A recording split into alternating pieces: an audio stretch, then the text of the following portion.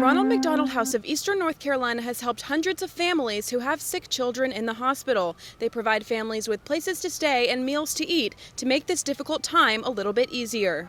It's a big change from New York.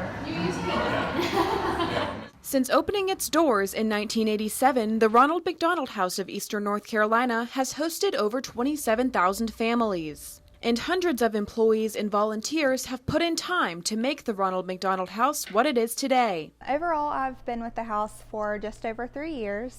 So I'm working on being with the house 8 years. When families check into the Ronald McDonald House, it's often just a day or two after their child is admitted to the hospital. I think when they first come in and check in with us, they're a little I guess terrified is the best word for it. Some of them, it's the most tragic event they've been through.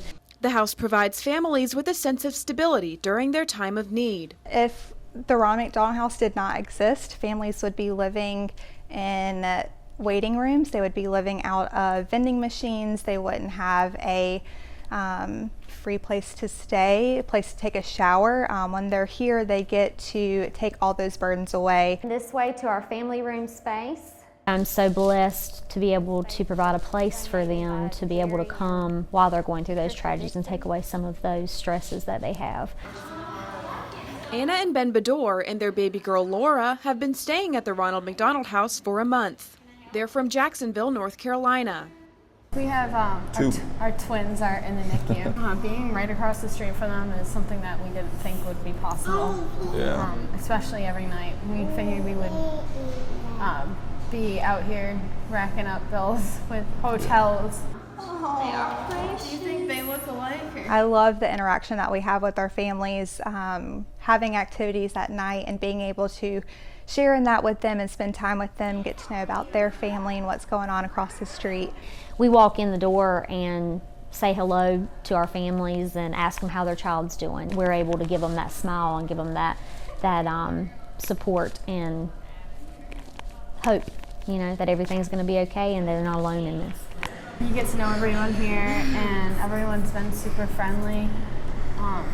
It's just like a family. Employees of the house take pride in knowing they can provide a safe, comfortable place for the families. When it comes to a hot meal, where they're going to lay their head at night, a hot shower, we have the comforts of home, so a living room where you can come in and watch a movie. We have family programs where they can come in and play bingo and take their mind off of some of the stresses that are going on. People in the community probably don't realize how much this house can be utilized and what it is for.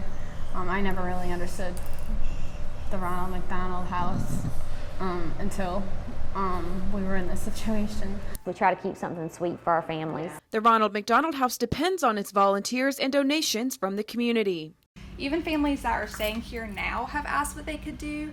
Our volunteers that come to our main house typically help us bake and do room turnovers and clean up facilities, things like that, sort our donations that we get from the community members. We give this to each family that checks in. We have different packs depending on age levels. It's definitely nice because they have volunteers that cook dinner for us, so we're not always eating out. The third annual Ronald McDonald House and WNCT Telethon in August will raise money for the house. We wouldn't be able to continue the support that we have for families without these wonderful donors, and we're just excited to see what year 3 brings us. All of the money that is donated to the Ronald McDonald House here in Greenville stays in Greenville, so every dollar is local and stays local. The money will help continue to provide comfort, meals, and support to the families at the Ronald McDonald House. So we have bears and books and different toiletry kits. I think it definitely makes you more humble. We support each other, and being able to hear these family stories and their battles and their lifestyles and kind of you get to know them as a family. You become a family. In Greenville, Katie Augustine, 9 on your side.